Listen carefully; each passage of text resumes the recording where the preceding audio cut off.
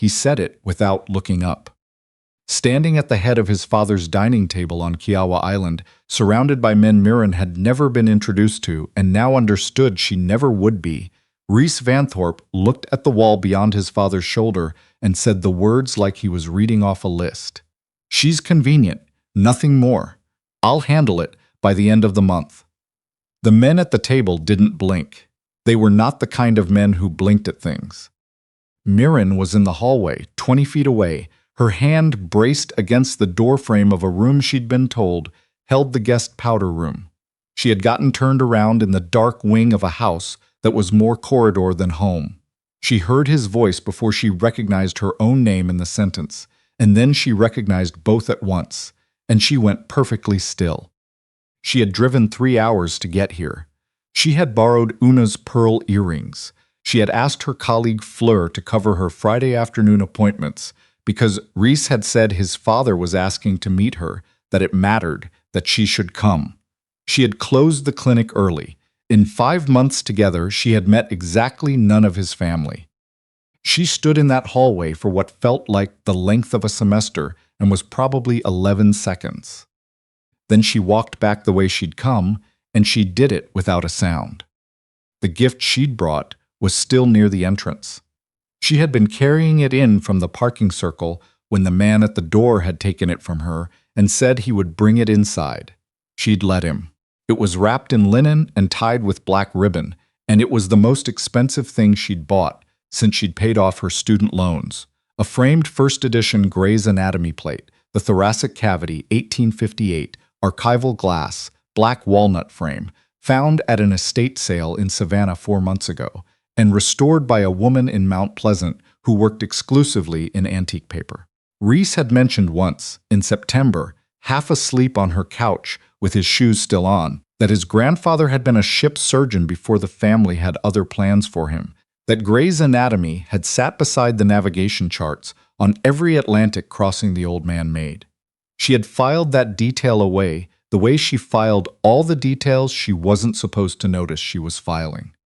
She found the man who'd taken the package near the entrance. She said quietly that she'd be needing it back. He blinked. She held out her hands. He gave it to her. She set it on the side table near the front door, not in her hands anymore, not back in the car, just there, and walked out into the October air without retrieving it. It was done before she'd decided it was done. Some things worked that way. The drive back to Charleston took 3 hours and 12 minutes. She did not cry until she crossed the Ben Sawyer Bridge with the marsh spreading out flat and silver in the dark on either side of her, and then she cried the way her mother had taught her without meaning to, quietly, completely, and without asking for anything from anyone. She was 32 years old. She had been in love with a man who had just described her as convenient. She found out she was pregnant 9 days later. She'd been running on 4 hours of sleep and 2 cups of bad clinic coffee, and she'd thought she had a virus. Exhausted was not a new state for a nurse practitioner at a pediatric clinic where flu season had started 3 weeks early, but this tired was different, the kind that sat in the base of her skull and didn't move when she changed positions. Dr. Cho had been her physician since Mirren moved to Charleston 6 years ago. She was the kind of doctor who told you exactly what she was thinking as she was thinking it, which Mirren had always appreciated as a fellow clinician and was finding somewhat harder to appreciate right now. 2 gestational sacs, Dr. Cho said, and she said it while watching Mirren's face very carefully, both measuring at approximately 7 weeks. Mirren looked at the ultrasound screen, 2 small shapes, 2 distinct flicker rhythms. Both of them? Both of them. She looked at the screen for a long time. She was aware of the paper crinkling under her on the exam table. She was aware that her hands were in her lap and that she was doing the thing she did in clinical situations when she needed to hold herself still, which was to breathe in for 4 counts and out for 4 counts, and not let her face do anything before she understood what was happening. What was happening was twins. She called Una that evening from her kitchen floor, sitting with her back against the cabinets, which was where she sat when things required sitting with. "I need to tell you something," she said. Okay, Una said. Una never filled silence before it was ready. A pause, with twins. Una breathed out slowly through her nose. Okay, and then differently. Are you? Yes. She didn't let the rest of the question form. It's Reese's. A silence that had weight to it. Una had met Rhys twice and had said both times, privately, that he looked at Mirren the way people looked at things they were afraid of losing before they'd admitted they wanted them. Mirren had said Una was projecting. Una had said maybe. What do you want to do? Una asked now. Mirren had not known until this moment that the decision was already made, had been since she'd looked at the ultrasound screen. Keep them, she said. Okay, no hesitation, then that's what we do. I'm not telling him. Una was quiet for a moment that had texture to it, the kind of quiet that contained an opinion being organized. He called you 4 times yesterday, she said finally. You told me you stopped counting. I stopped counting after 4. He's still trying to reach you. I know what I heard, Una. I know you do. Una paused. I'm not saying it wasn't real. I'm saying there's a difference between what a man says when he thinks no one is listening and what he actually is. That's not an excuse. It's a question, and you don't have to answer it right now. She stopped. But eat something. You have 2 people depending on your caloric intake. Mirren laughed, thin and real at the same time. She ate something. Rhys Vanthorpe was not sleeping. He was functioning, which was different. He sat in his office at the Vanthorpe Group's headquarters in downtown Charleston, the legitimate shipping logistics arm that moved cargo through 30 ports on the eastern seaboard, and he signed things and took calls and ran meetings. The entire time, the only image in his head, with any real clarity, was from a Saturday afternoon in October when she'd come to his apartment and spent 45 minutes reorganizing his bookshelf by subject, because the current system, which was no system, was making her anxious just to look at. She had asked him about every book before she moved it. He had watched her from the kitchen doorway and understood, somewhere in the middle of it, that he was looking at someone who was genuinely interested in the inside of his mind and had no reason to pretend otherwise. He had told his father she was convenient because his father had given him a choice that wasn't really a choice. The Vanthorpe name carried weight that Reese had spent 36 years learning to manage, and the weight was not clean. There were men at that table who used leverage, and the way they used it was through the people you loved. His father had not issued a threat exactly. He had stated a reality. People who are connected to you without understanding what that connection means become problems. She is unprotected. That makes her useful to the wrong people. He had said it in the specific, careful register of a man who had watched that calculation play out before and had found it reliable.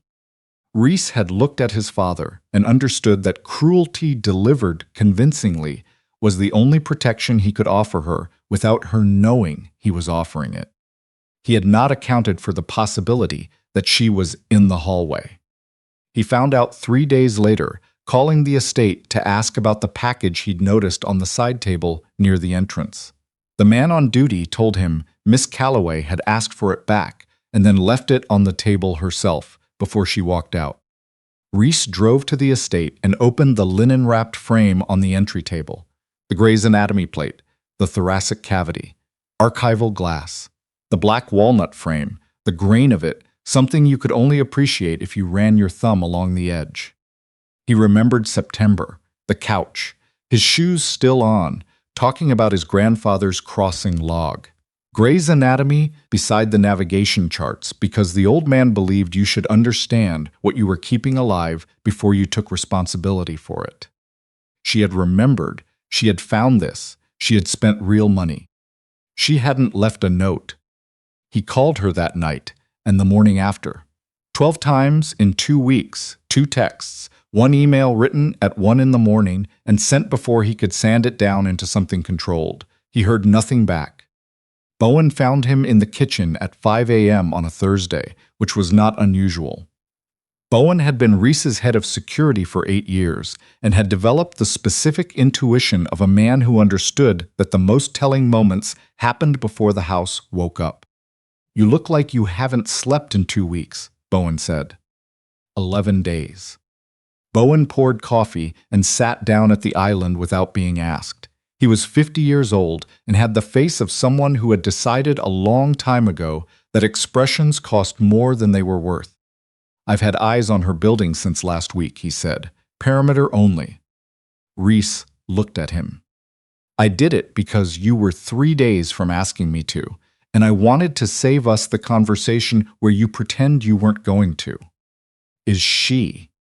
"She's fine, working. She looks tired, but she's going." Bowen wrapped both hands around his mug. "She's not taking your calls." "I know. What do you need her to understand?" Reese picked up the Gray's Anatomy print from where he'd set it on the kitchen counter after bringing it back from the estate. He'd put it there and hadn't been able to put it anywhere else. What I actually said and why I said it.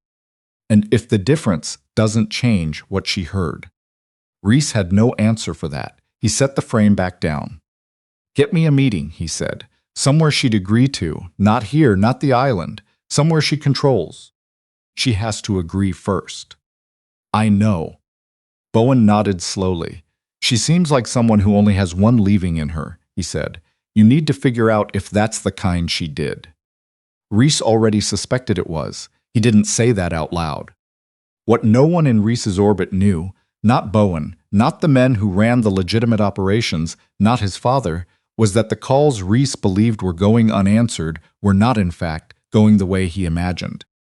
Rhys Vanthorpe was 39 years old and had been her father's most trusted instrument since she was 23. Not the most capable of his children, that had always been Reese, but the most willing to do what was needed without requiring an explanation. She was efficient the way certain tools were efficient, designed for a single purpose and very good at it. The night of the Kiawah dinner, while Reese was still at the table, completing the performance his father had required of him, Isolde had made 2 phone calls. The first was to a man named Davers, who managed digital infrastructure for the Vanthorpe Group. The second was to a woman named Perry, who handled certain kinds of housekeeping that didn't appear in meeting notes. The result was that Reese's calls still rang, his texts still arrived, but the voicemails, 4 of them, increasingly unguarded, increasingly unlike the man who'd spoken at that dining table, were rerouted before delivery. The email he'd sent at 1 in the morning arrived in a folder Mirren hadn't been told existed. The letter he'd written on 3 pages of good paper and entrusted to a courier with instructions for Mirren's address on Trad Street. That letter went to an address in North Charleston that was not hers. Isolde had known about Mirren since August, not because Reese had told her, but because she had been watching since July, since the first photograph from the Charleston Harbor Gala showed Reese and a woman in a dark green dress standing close enough to each other to mean something. She had run a background check without telling her father. She had presented the findings 2 weeks before the Kiawah dinner. She had recommended the dinner. She had written the language Alistair used. Bowen was the one who finally got Reese an answer. He ran into Una at the coffee shop across from the clinic on a Tuesday morning, not by accident, and sat down across from her before she had time to decide she wasn't going to talk to him. "She's not going to call him back," Una said, not unkindly. "She said it the way you stated coordinates." "I know." "Then what do you want?" "I want to know if she's all right." Una studied him. She was small and precise, and had the particular stillness of someone who stored everything she heard and was very selective about what she gave back. "She's managing," Una said finally. "That's not the same as all right." "I know the difference." Bowen set down his coffee. He needs her to understand that what happened at the estate wasn't what it looked like. He called her convenient, Una said. Her voice didn't change pitch. In front of his father. In front of men she didn't know were in that room. She paused, and then a courier delivered something to the wrong address. Which tells me that either someone on his side is careless, or someone doesn't want what he sent to arrive. Bowen went still. Una watched his face. "I see you registering that." "Say that again." "The letter." She looked at him steadily. She got a call from a woman in North Charleston who found a letter addressed to Mirren on her porch.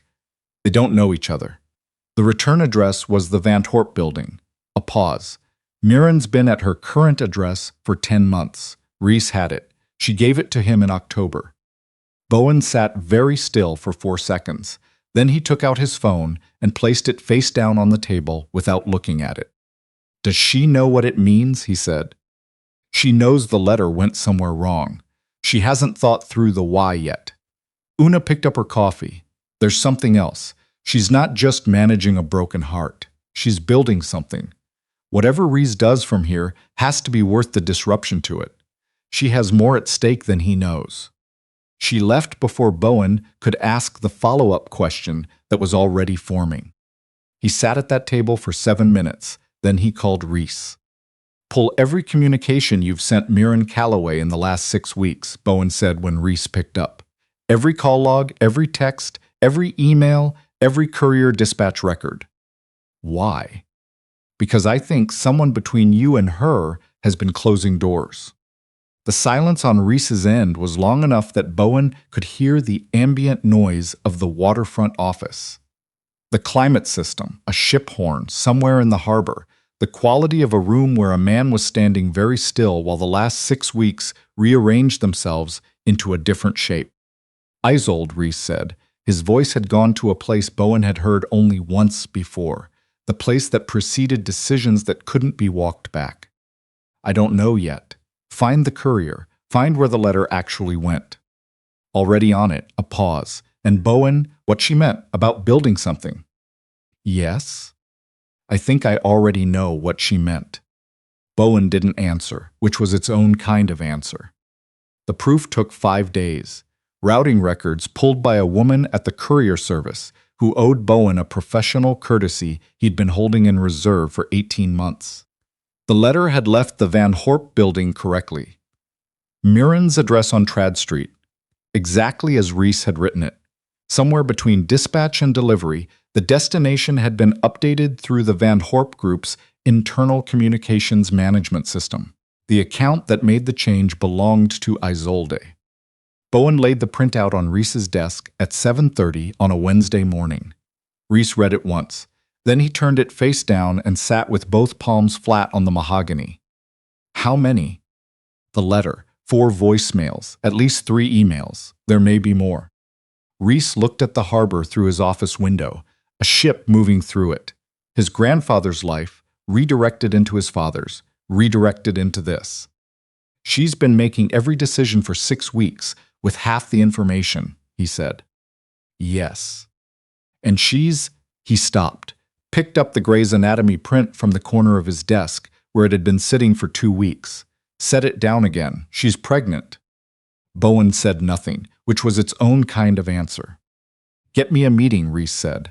"Somewhere she controls. Somewhere public. Let Bowen call Una. Let Mirren decide if she wants to hear the rest."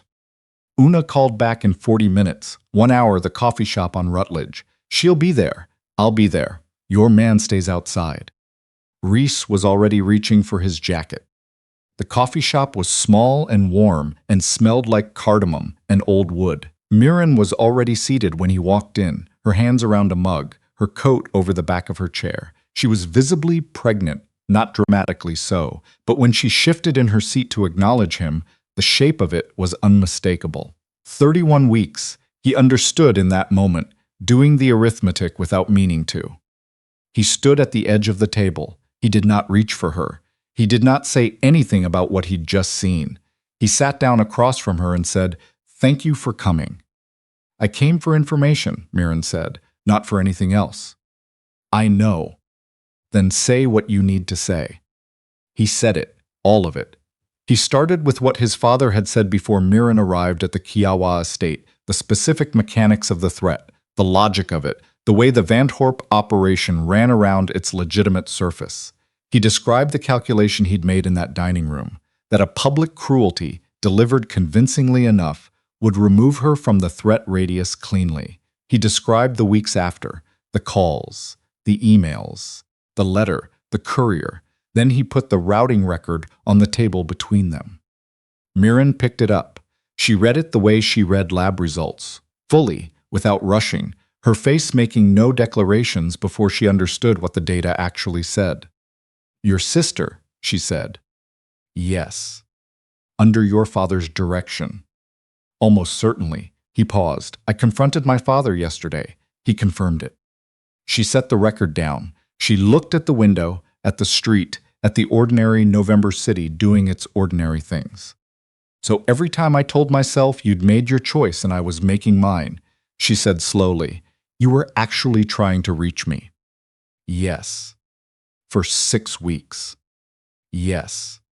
She looked at him. "And you expect me to do what with that?" "Nothing," he said. "I don't expect anything. I needed you to have the complete picture. What you do with it is yours." A silence settled between them. Outside, a car passed. Una beside Mirren set one hand lightly on the table, not touching her, just present. "I'm having twins," Mirren said. "I know." "You've known how long?" 4 days. She nodded once, slowly, the nod of someone filing information rather than reacting to it. "And what do you want?" He looked at her directly. "I want to be in their lives. I want to earn that right." He paused.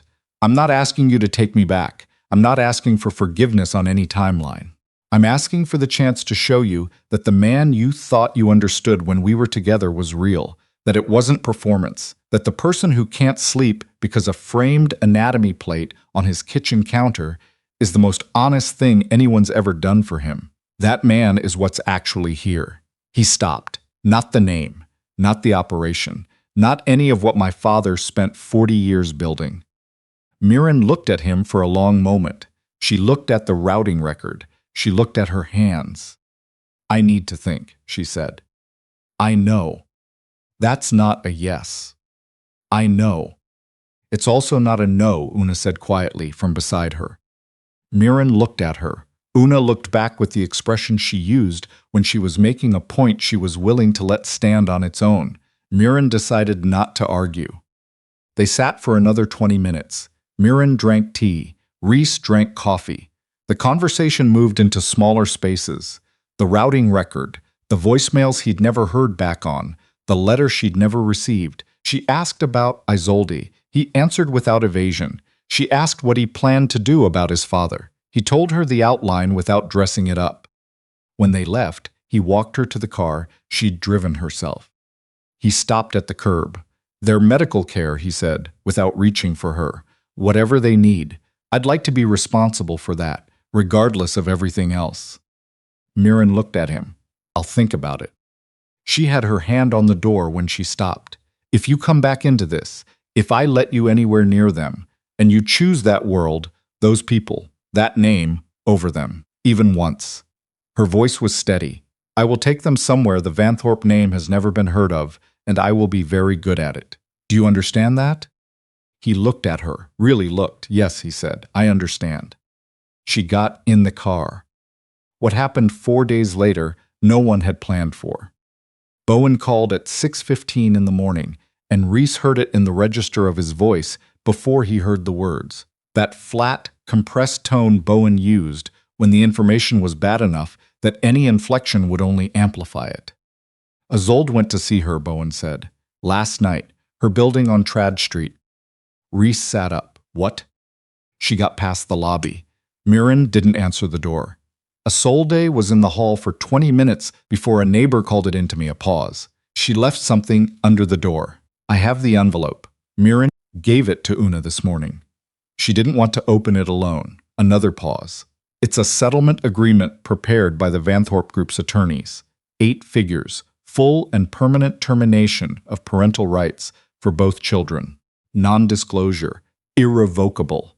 He stopped. "There's a handwritten note from Isolde at the bottom. It says this is the cleanest outcome for everyone, including them. You understand what they'll grow up inside if you refuse." Reese stood in his bedroom with the city still dark outside his window, and the words arriving one at a time, each one displacing the one before it. 8 figures, parental rights, both children, permanent and irrevocable. His sister had gone to a pregnant woman's apartment building in the dark and slid a document under her door that asked her to legally erase his children from the family that had sent her there. Where is she now? Una's place. She's safe. Bowen paused. She's not okay, Reese. She called Una at midnight. She'd been sitting with it alone for 4 hours before she reached out. 4 hours alone with that document. I need to see her. Una says give her until this afternoon. And Isolde. She went back to the island. Reese looked at the Gray's Anatomy print on his nightstand, where he'd moved it from the kitchen counter 2 weeks ago without fully registering that he'd done it.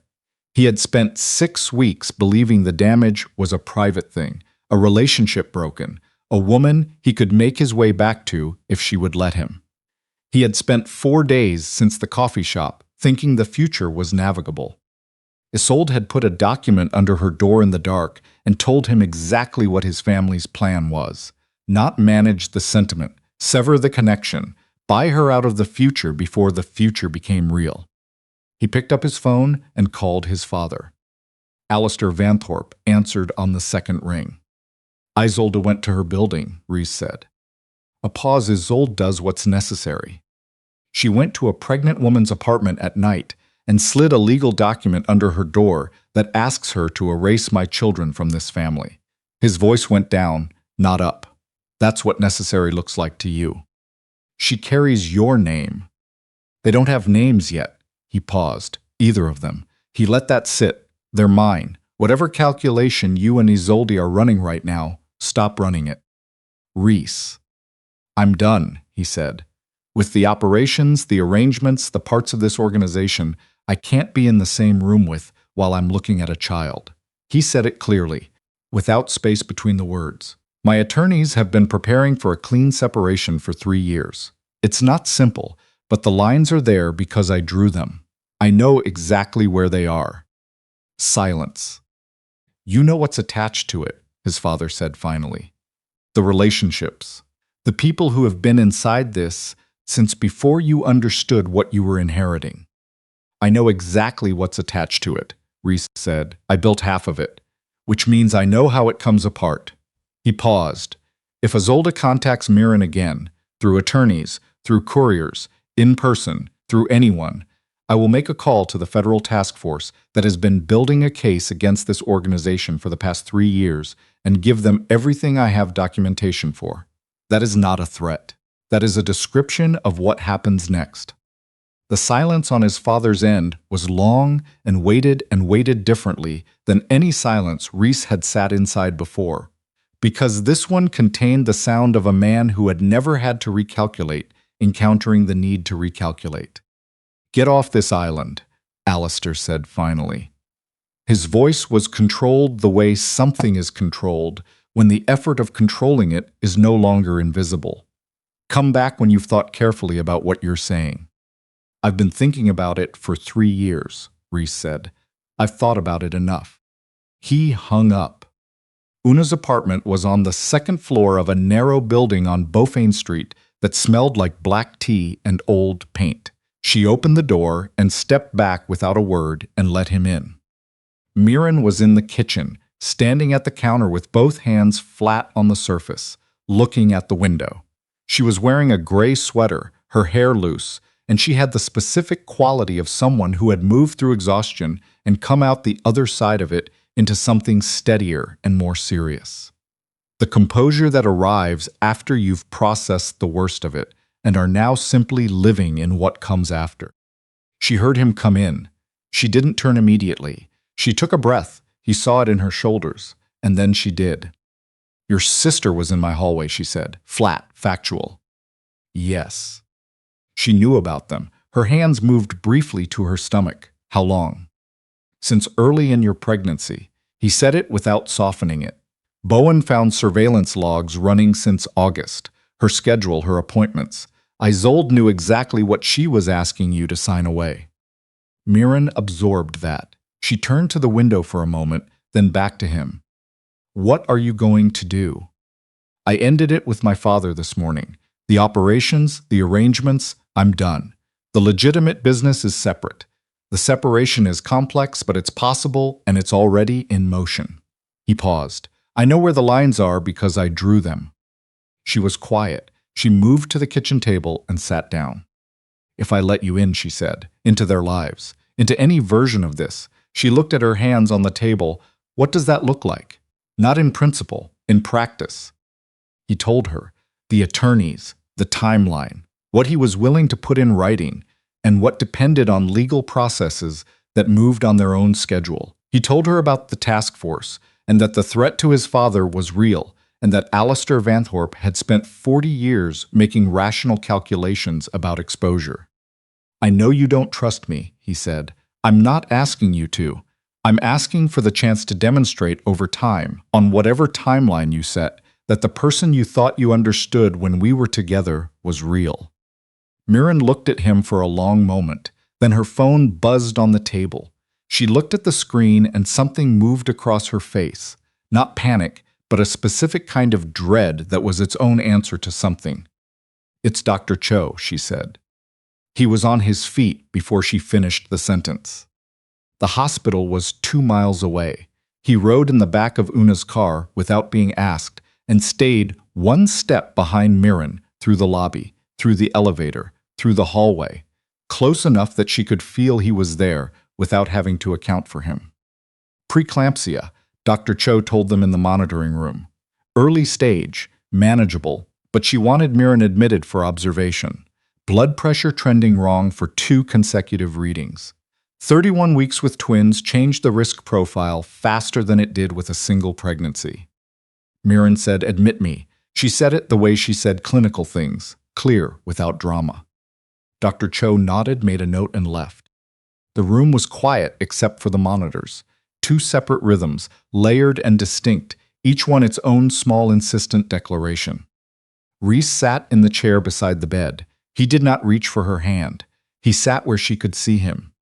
You don't have to stay, she said. I know. She looked at the monitors. He looked at them too. I'm scared, she said finally. The word came out small, the composure thinning at its edge. I know the statistics. I know Dr. Cho knows what she's doing. I know 31 weeks is survivable. She paused. I'm still scared. I know, he said, and because she had asked him not to manage things into better shapes than they were. So am I. She looked at him. The monitor beeped. Outside, the hospital hallway did its ordinary business. Okay, she said quietly. She closed her eyes. He stayed. The numbers stabilized by morning. Dr. Cho said encouraging without any qualifier in front of it, which Mirren told Reese from her hospital bed, with the specific authority of a clinician who tracked language carefully, was the first genuinely good sign. She came home 3 days later with a modified discharge plan and an instruction to reduce stress that Dr. Cho delivered with the flat acknowledgement that it was barely useful as advice. Reese drove her home, not in his car. He'd sent his own car away and sat in the back of Una's vehicle, 1 step behind, present without requiring accounting for. He stood in the doorway of her apartment on Trad Street and looked at what she had built, the bookshelf, organized by color because it made her happy. The small frames on the wall holding finger-painted thank you cards from the clinic, no names visible, just color and handprint. The wooden letters on the windowsill that spelled Steedy, which her mother had sent when Mirren passed her boards. The particular smell of the place, cardamom, and something she burned in the evenings, a life assembled carefully and from nothing, built around a certainty that she would be the reliable thing in it. I should go, he said. Probably. She turned. She looked at him standing in her doorway. Reese. He waited. I'm not back to October. She held his eyes. Whatever this is, it starts here. From what we actually know about each other now. From what the last 6 weeks actually cost. She paused. Not from before. I understand. Then come Thursday. She said it simply. For dinner, nothing elaborate. I'm eating what I can keep down, which is mostly whatever Una brings from the Thai place, but come. He looked at her. Okay. And don't make it a thing. She looked at the doorframe, then back. It's Thursday dinner. Okay, he said, quieter. He left. She listened to his footsteps on the stairs until the building swallowed them. Then she sat down on her couch and put both hands on her stomach and felt the twins doing their evening thing. Two separate presences, one on each side, distinct and conversational, small deliberate pressures she had stopped finding alarming, and started finding something that felt, carefully, like company. Okay, she said to the room, to them, to whatever version of the future was still being written. The weeks that followed were not a restoration, they were a construction. Reese came Thursday. He brought food from the Thai place, no fish sauce, confirmed with Una in advance, and sat at Mirren's kitchen table and said very little and listened a great deal, which was, she was discovering, one of the things he was genuinely capable of when he wasn't running the machinery of the life his father had assembled around him.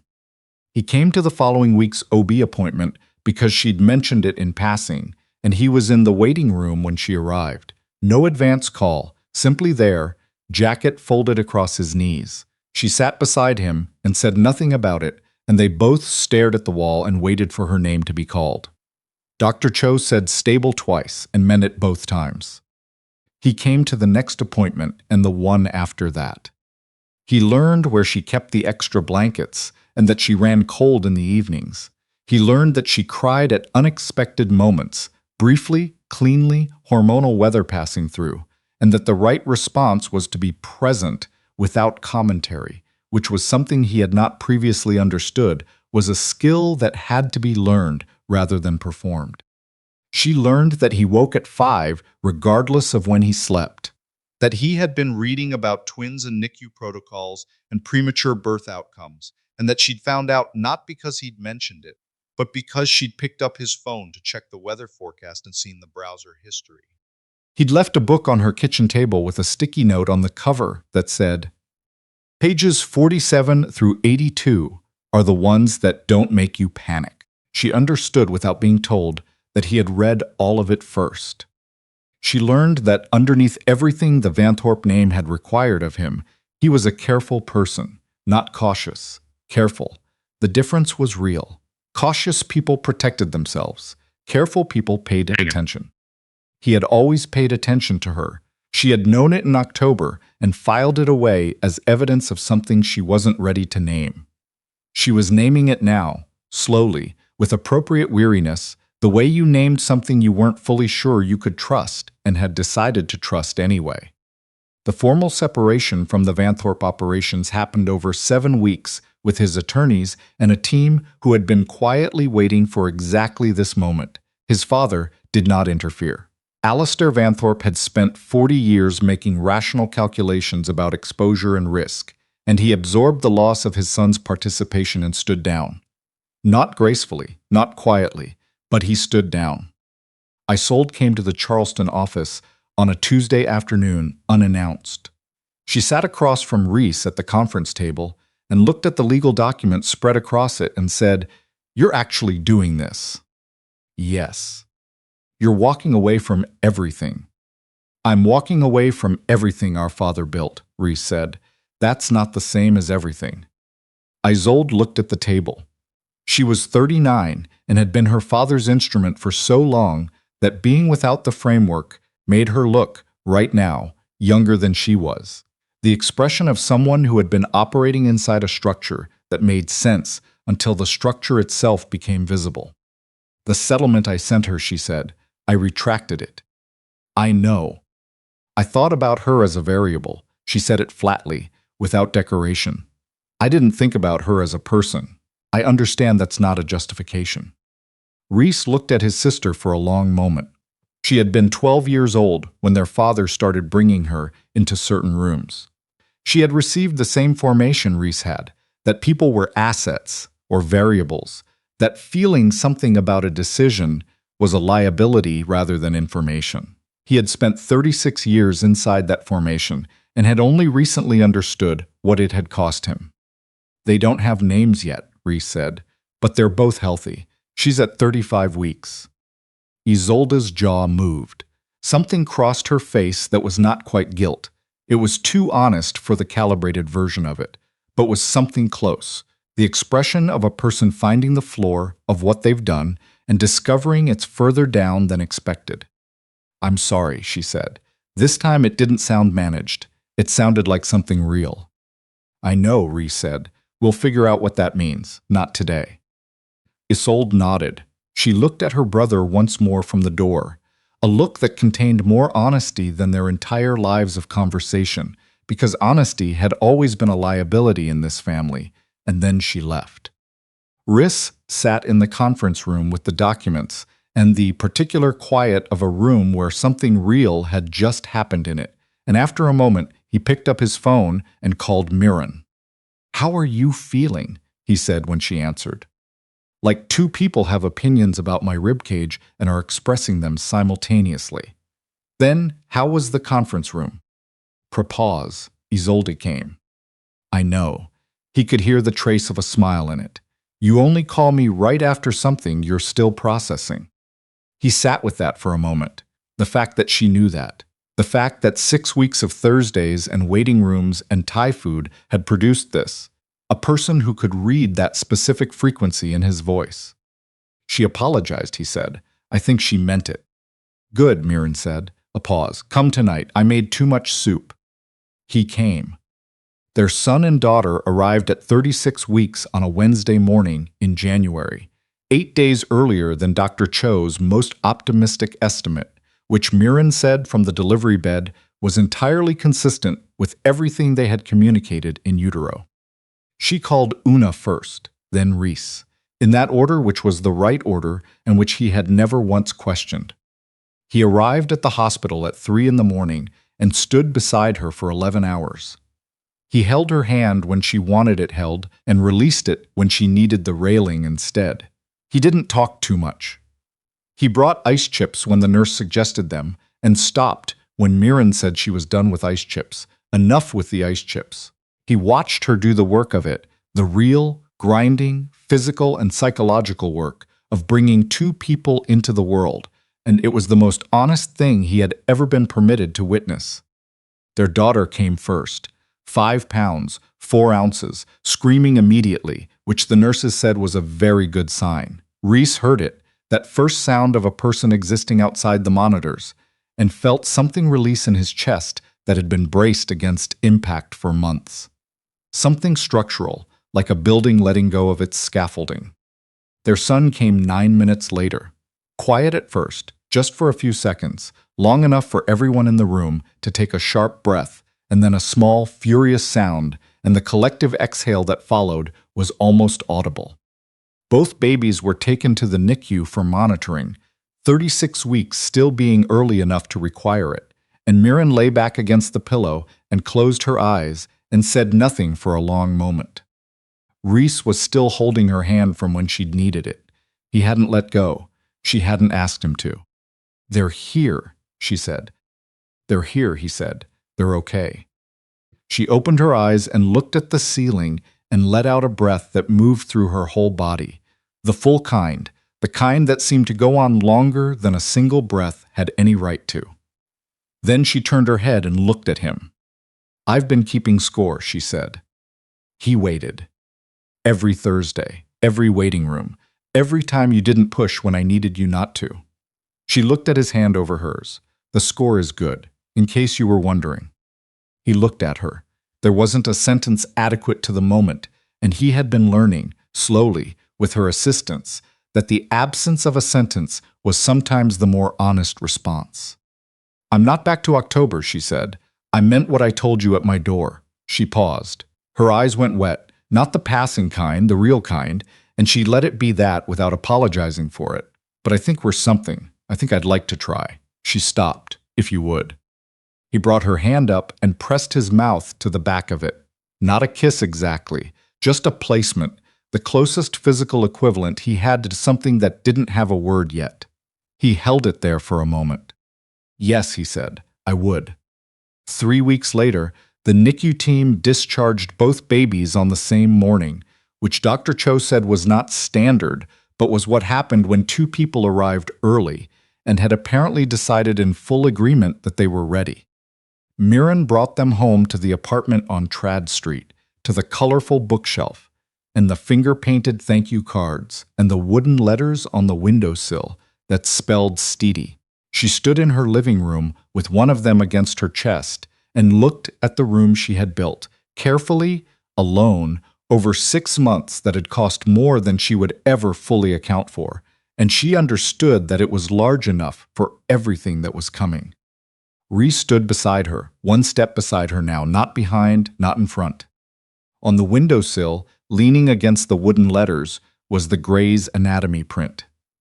He had brought it over 3 weeks ago without asking, and she had set it there without comment, and neither of them had mentioned it since, because some things didn't need to be discussed. They only needed to be present. Outside, January did what January did in Charleston, cold and mild in turns, the harbor catching whatever light was available, the city continuous and stubborn and entirely unconcerned with what had happened inside any given room within it. Inside, 2 small people were breathing steadily, beginning the long, slow work of being in the world. That was the whole of it. It was for now enough.